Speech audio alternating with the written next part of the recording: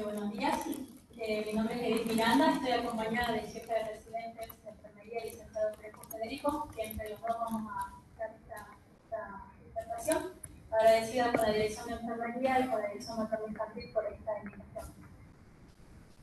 Bueno, para empezar, también había mencionado en las disertaciones anteriores sobre el objetivo de lo que es el lanzamiento de campaña y de lo que es el objetivo principal de disminuir la mortalidad infantil más que nada con estas campañas de invierno. ¿Sí?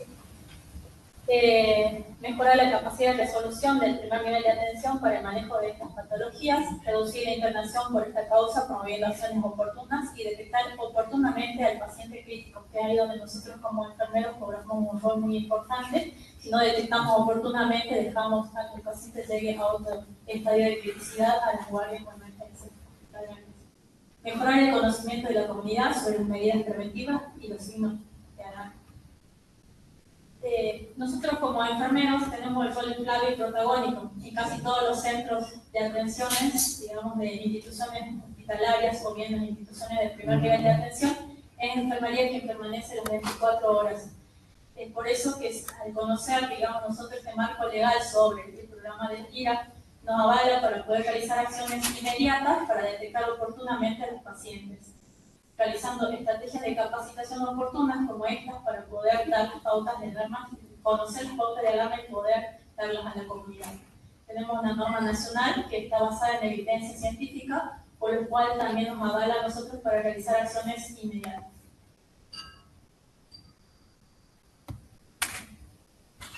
Bien, continuando con lo que decía la licenciada, hablaba de que enfermería toma un rol protagónico en lo que es la atención en el primer nivel de atención.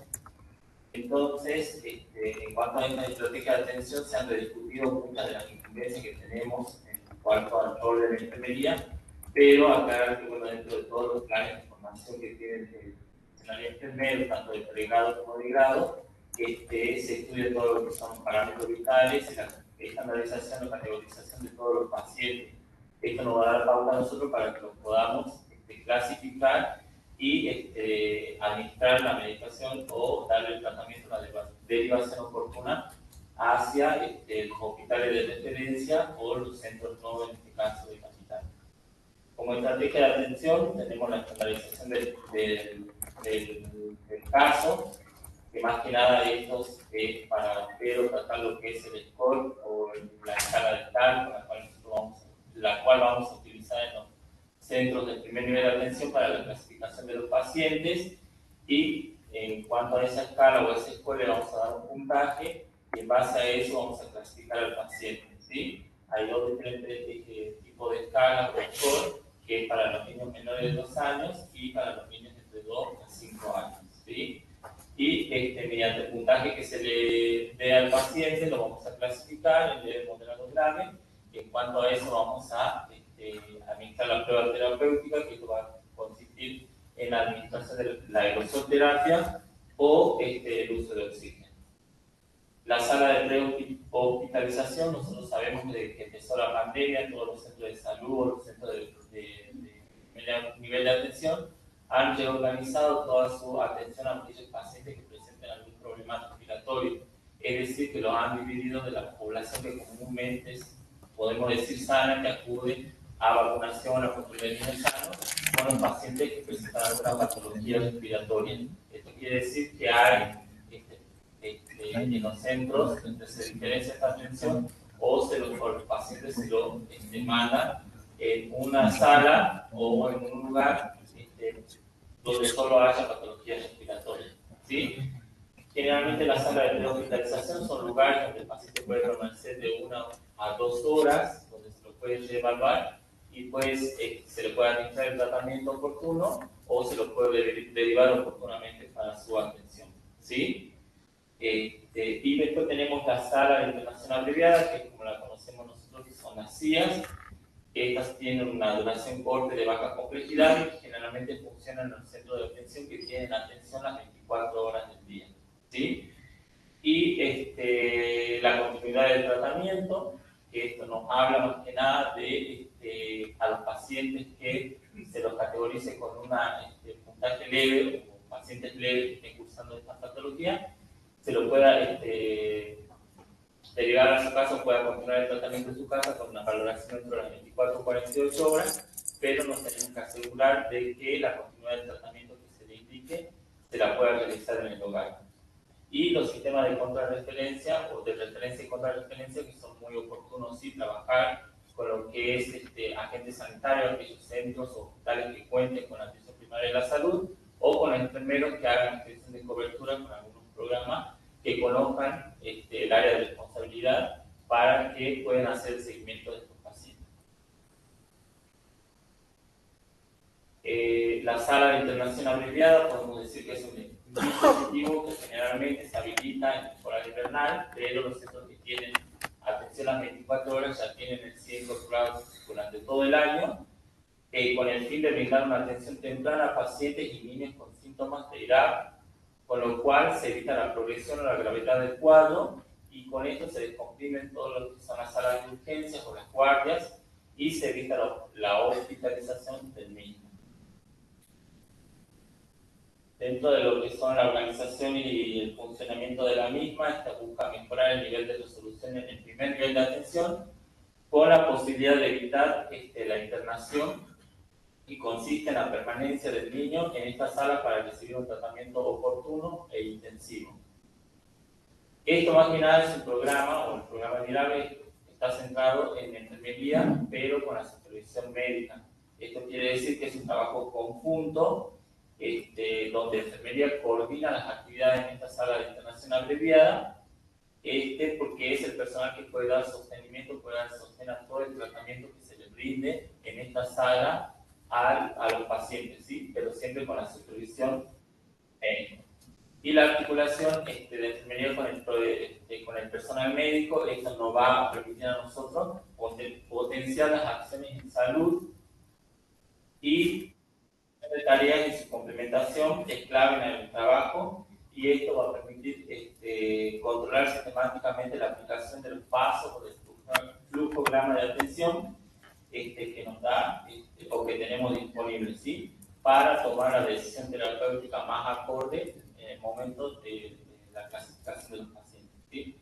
Y la detección de gravedad del caso y el riesgo son la observación de las normas de bioseguridad y el contacto generalmente con las madres y la comunidad, que nosotros sabemos que todo el personal médico de enfermería que trabaja en el centro de salud tiene un análisis de situación de salud de su comunidad o de su área de responsabilidad, y esto va a permitir a cada uno conocer la comunidad o conocer a las madres que presentan algún cierto factor de riesgo, para que nosotros podamos continuar con el tratamiento en esa sala de internación abreviada, o se le puede dar el tratamiento ambulatorio en el hogar, ¿sí? Son acciones importantes y esto genera participación comunitaria.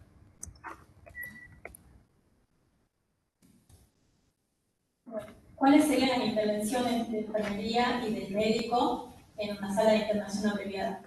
Al ingresar el paciente a la sala de internación abreviada, bueno, es el médico el que realiza el diagnóstico presuntivo, luego de iniciada la hora de intervención en la primera etapa del paciente con esta sintomatología, luego en la segunda hora de internación abreviada, y después decidir el alto, la derivación y otras indicaciones. Ese sería el rol protagónico del médico. Y el rol de enfermería, cuando no hay un médico a cargo, es evaluar la gravedad del paciente. A través de nosotros disponemos de la escala de tal modificada, y nosotros lo que tenemos que hacer un buen triage para poder valorar bien al paciente y iniciar el tratamiento oportuno.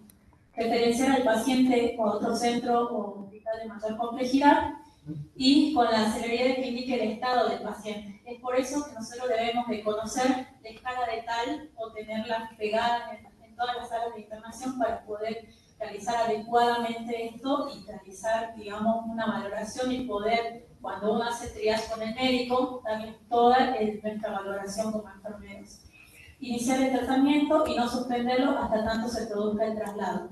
Colocar el oxígeno si es necesario y los broncodilatadores si fueran necesarios. Un poco de la escala de tal modificada, nosotros valoramos la frecuencia respiratoria. Es importante acá tomarse el minuto para poder realizar el control de la frecuencia respiratoria. no se sugiere realizarlo en 15 segundos y multiplicarlo por 4 como muchas veces lo hacen en enfermería, es tomarse el minuto para poder tener la valoración adecuada.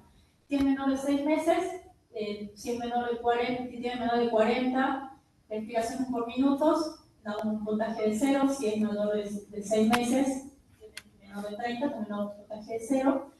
Si es entre 41 a 45, dependiendo de la edad, un puntaje de 1. Si va entre 56 a 60, un puntaje de 2. Y de 70 a 60, un puntaje de 3. También valorar el tiraje, ¿sí? Si no hay tiraje, bueno, se da un puntaje de 0. Si hay tiraje intercostal, se da un puntaje de 1. Y si hay tiraje intercostal y subcostal, se da un puntaje de 2. O sea, cuando hay un tiraje universal o con la utilización de los músculos accesorios, ya se da un puntaje de 3. Las sibilancias, que pueden ser que no haya, puede ser que sea al final de la expiración, ¿sí? Que sean inspiratorias y expiratorias, y que pueden ser audibles, sin estetoscopio o si se silencia la ocultación. Esto también es importante valorar las sibilancias. Nosotros como enfermeros también tenemos que ser amigos del estetoscopio y valorar bien al paciente para poder realizar esta escala y sacar un puntaje adecuado.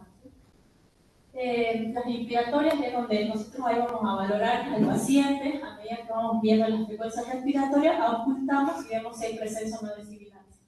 Y la cianosis, que puede ser observable, si es perioral al llorar, el niño casi siempre el niño está irritable, entonces yo puedo valorarlo en ese momento, si hay presencia de cianosis perioral, o si hay en reposo, o si está generalizado en reposo, ya sea en las terminaciones de uñas, en la boca, o en los pies también puedo valorar si hay cianosis.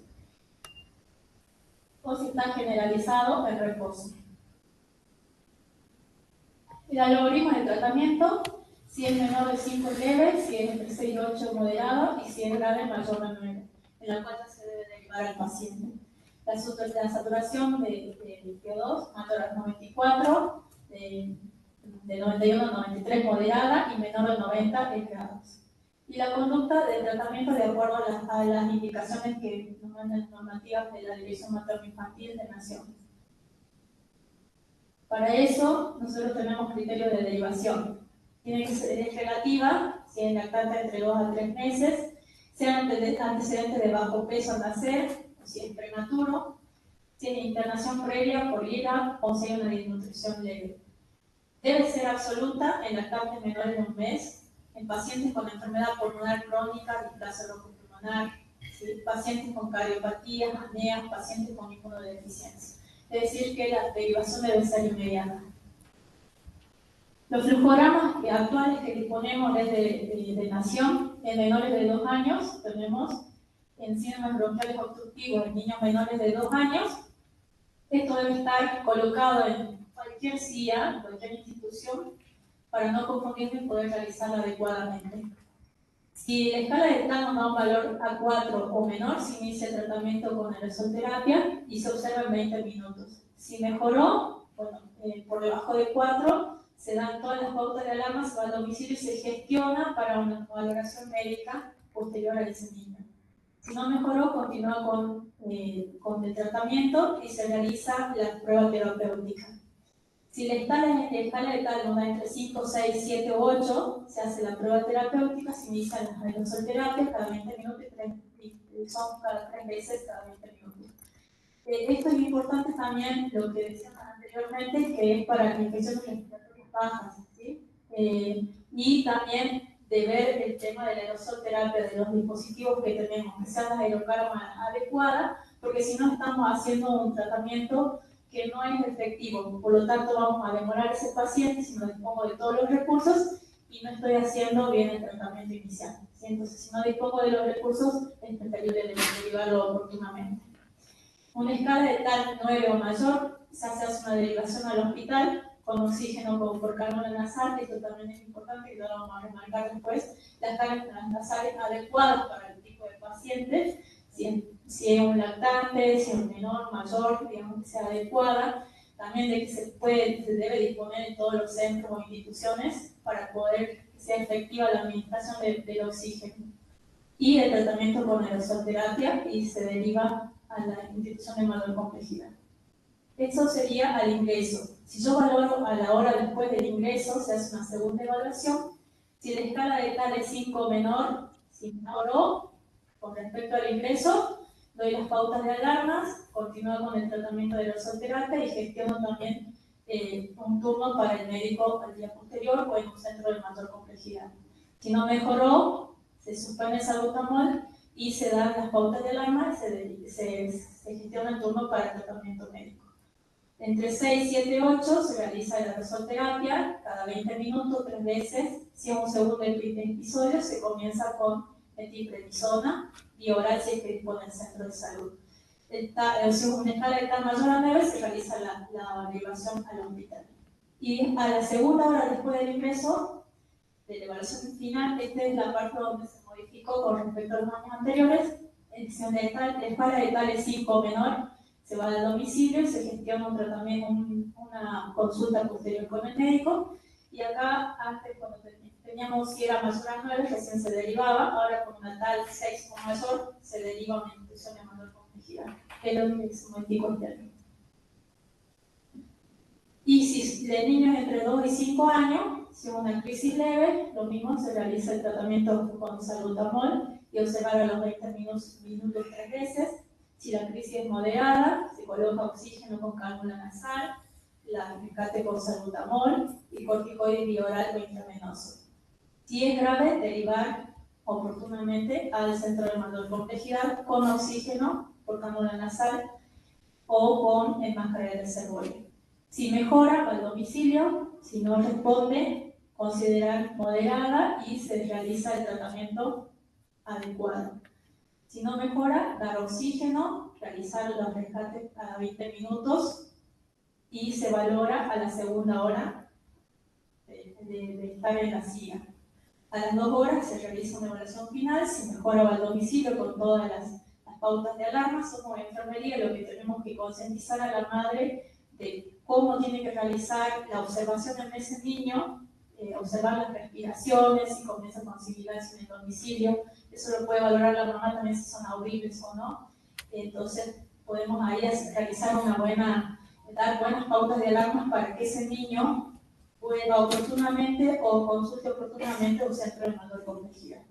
Si no responde, considerar grave y derivar oportunamente a una institución de mayor complejidad. Los insumos para el funcionamiento de la CIA. Bueno, el recurso humano es necesario, el personal de enfermería capacitado y el personal médico. El equipamiento, un espacio físico, el score dental, como les decía, que tiene que estar visible para que todos lo vean y puedan realizar adecuadamente. Los flujogramas, un reloj para poder controlar, porque hay que valorar a los 20 minutos, a la hora, a las 2 horas, un reloj de pared, y no todos por ahí disponemos de un reloj en el momento de realizar el control. El estetoscopio, ¿sí? Termómetro, saturómetro, el tubo de oxígeno que esté adecuado con manómetro, con flujímetro, para poder realizar el aporte adecuado de oxígeno. Las planillas de registro y el teléfono para poder realizar un triage con algún médico si es que está el personal de enfermería solo, o bien llamar a 911 para poder también realizar el triage con algún profesional médico. Generalmente por ahí los centros de salud de menor complejidad pueden realizar un triage con un lugar, centro nodo donde cuenten con médico o bien con el hospital base. Los materiales, los medicamentos, que son los aerosoles, las aerocámaras, los salbutamol, paracetamol, ibuprofeno, corticoides, dispositivos de administración de oxígeno, las cánulas nasales y las máscaras con reservorio. Eso es importante también que como nosotros como enfermeros verificar al ingreso de cada turno que contemos con todos los dispositivos. Si bien desde la época de COVID las salas de internación están por ahí aptas para recibir a un paciente, pero no deja de que todos los días revisemos que estén todos los materiales para poder dar solución a ese niño que acude al centro de salud. La oxigenoterapia, esto tan importante que muchas veces nosotros administramos sin tener en cuenta que debe ser considerado un medicamento, ¿sí? Eso, concientizarnos de que es un medicamento. Por lo tanto, el ojímetro, en el momento de administrarlo, no existe. Debemos contar con un flujímetro para realizar el aporte adecuado de oxígeno. Porque si no, en vez de, podemos complicar a ese niño, ¿sí? Entonces, debe ser considerado como fármaco, posee indicaciones precisas, debe ser utilizado en dosis y tiempos adecuados y requiere de criterios clínicos para su evaluación. Por eso, como enfermeros, debemos conocer cómo valorar al niño si le estamos dando un aporte adecuado de oxígeno o si cambiamos de dispositivo, de una cánula a una máscara de reservorio. ¿Y qué es lo más importante? Conocer cuáles son los sistemas de administración de oxígeno de bajo flujo, como las cánulas nasales, llamadas bigoteras, esto que decía hace rato, de que sean adecuadas para los niños y para un paciente pediátrico, un niño lactante menor o lactante mayor, un paciente pediátrico que puede ser un poquito más grande.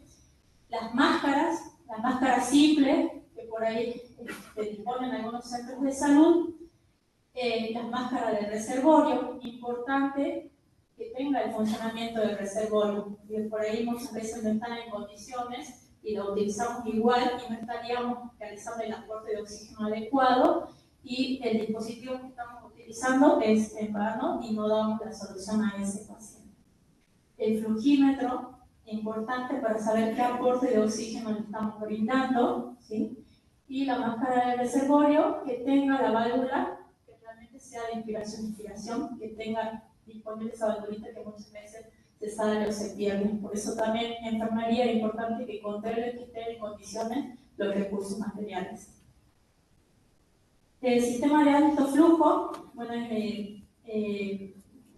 la velocidad del flujo y la capacidad del dispositivo son suficientes para proporcionar toda la atmósfera inspirada, es decir, el paciente solo respire gas que le aporte el sistema.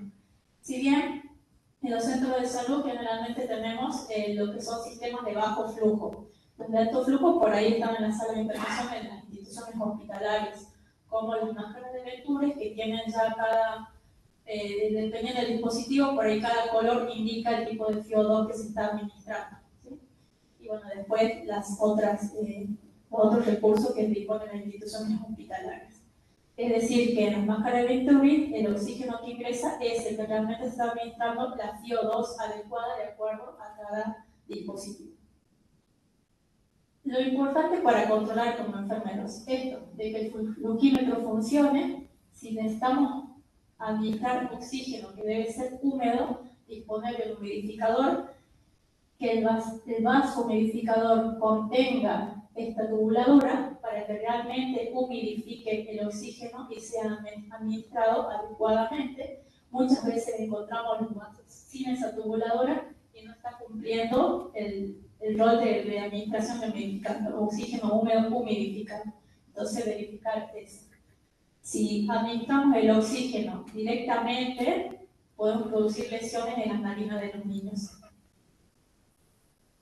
Y el sistema de registros, generalmente la ficha epidemiológica del Cogeluche, bueno, lo hace el médico, que debe realizar adecuadamente y notificarse en el registro civil a través de una ficha individual inmediata. ¿Sí? Con el caso de Cogeluche, bueno, ya se realiza epidemiológicamente todo un sistema para poder notificar al centro de salud donde se encuentre el caso y realizar la visita domiciliaria adecuada.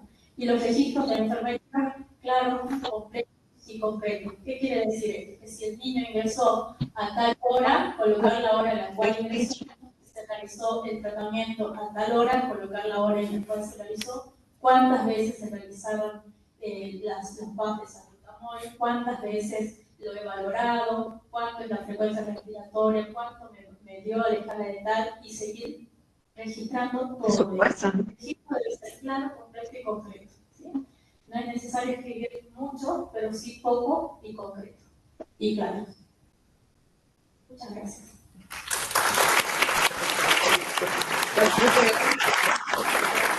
Muchas gracias, licenciada. No sé si alguien quiere hacer alguna pregunta. Primero, felicitarlo a la licenciada, la verdad que muy buena la exposición y muy importante, digamos, también reforzar lo que es la sala de internación abreviada como un lugar que tiene un nivel de resolución muy elevada, si es que se utiliza bien, por más, digamos, que sabemos que la bronquiolitis, los menores de 2 años, a veces no responde al tratamiento broncohilatador, pero es un lugar donde uno tiene, digamos, educación con el paciente, observación, aspiración de secreciones, indica cómo hacer las cosas a la mamá, y me parece que es un lugar que realmente, como dicen las enfermeras, hay que rescatarlo y hay que trabajarlo con seriedad porque es un lugar de resolución. Yo una cosa a aclarar, que hay dos cosas en la que hago por ahí de eliminación. Estoy usando la escala de Tal modificada con frecuencia cardíaca para todos los algoritmos, ¿sí? La que antes usábamos acá en provincia sí era la de cianosis, ¿sí? La que usamos cianosis, pero todos los algoritmos que se están manejando de generación y los algoritmos de flujograma y de actuación son con la escala de Tal con frecuencia cardíaca, para que cada uno, digamos, en los centros de salud o lo que tengan que tener a mano sea esa escala de Tal con frecuencia cardíaca como lo pusieron en el algoritmo de menores de 2 años. Y lo otro a aclarar es, por ahí en el sistema de administración de oxígeno, que como decía el INFE, es súper importante tener las cánulas adecuadas. Primero es saber, como se dice, es una medicación, y el objetivo que uno tiene de esa medicación, ¿no? El objetivo de saturación que tengo con el paciente. O sea, administrar la cantidad suficiente de oxígeno para saturar 94% para arriba, que es el objetivo de saturación que yo tengo. No importa si yo lo alcanzo con una máscara simple, si lo alcanzo con una cánula, o lo alcanzo quizás cuando está más severo con una máscara con reservorio. Los dispositivos que tenemos nosotros de oxígeno, no hay ningún dispositivo que tengamos para poder humidificar adecuadamente. Los vasos humidificadores que mostraba la licenciada, estamos, digamos, están en desuso por el tema de que no brindan una humidificación porque no calientan el agua. El agua que uno pone hace la burbujita, ¿sí? Pero no condensa en el sistema. Entonces no brinda, si uno no calienta ese gas, no brinda una humidificación del aire. Entonces, ¿qué se propone, digamos, desde Nación? Que se utilizan cánulas nasales a bajo flujo, la nariz debería suplir ese flujo extra que le estoy dando, humidificándolo al propio cuerpo, digamos, con aumento del metabolismo de ese chico, a calentar su aire. Entonces, se puede ayudar con gotitas de solución fisiológica o hipertónica nasal. Y los que son sistemas de alto flujo no tenemos un verdadero humidificador para poder colocar a los pacientes. Así que nosotros, por lo menos en el hospital, como protocolo en la sala, todo lo que son vasos humidificadores ya no lo utilizamos porque son fuentes de contaminación y no cumplen la función que deberían cumplir. Eso como para aclarar. Bueno, digamos, sí, para actualizar. Algo para remarcar también es la cantidad de litros que se administran, digamos, por ahí en cánula nasal. Saber que se administran de acuerdo a las indicaciones médicas entre 1 litro, 0,5 a 2 litros, y si estoy con una máscara de reservorio, entre 8 a 10 litros, porque muchas veces colocamos a más bajo flujo y por ahí tampoco está cumpliendo la función adecuada de la máscara de reservorio.